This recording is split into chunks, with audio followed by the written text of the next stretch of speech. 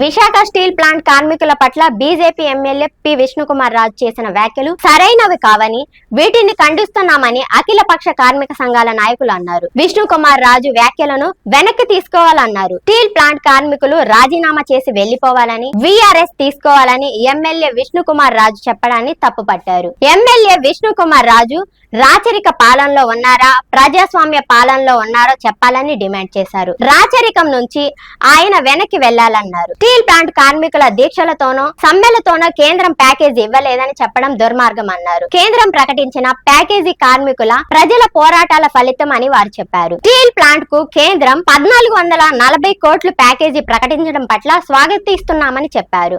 అయితే steel plant ఏర్పాటు చేసిన సమయంలో కేంద్ర ప్రభుత్వం కేవలం 4900 కోట్లు మాత్రమే ఇచ్చిందని, అయితే స్టీల్ ప్లాంట్ కార్మికులు ప్లాంట్ కోసం చేసిన కష్టంతో వచ్చిన ఆదాయంతో స్టీల్ ప్లాంట్ వివిధ రకాల పన్నులు, డివిడెండ్ల రూపంలో 54,000 కోట్లు కేంద్ర రాష్ట్ర ప్రభుత్వాలకు చెల్లించిందని, ఆ విషయాన్ని గుర్తుంచుకోవాలన్నారు. స్టీల్ ప్లాంట్ ను ప్రైవేటీకరణ చేసి ఆదానికో మెటల్ కు కోత పెట్టాలని కేంద్ర ప్రభుత్వం చూస్తుందని ఆరోపించారు. విష్ణుకుమార్ రాజు కేంద్రంతో మాట్లాడి స్టీల్ ప్లాంట్ ను ప్రైవేటీకరణ చేయడం లేదని ప్రధానితో ప్రకటన చేయించాలన్నారు. స్టీల్ ప్లాంట్ కు సొంత గనులు కేటాయించాలన్నారు. శైలిలో విలీనం చేయాలన్నారు. ఇది చేయించగలిగితే విష్ణుకుమార్ రాజును ప్రధాని మోడీని సన్మానిస్తామని వారు చెప్పారు.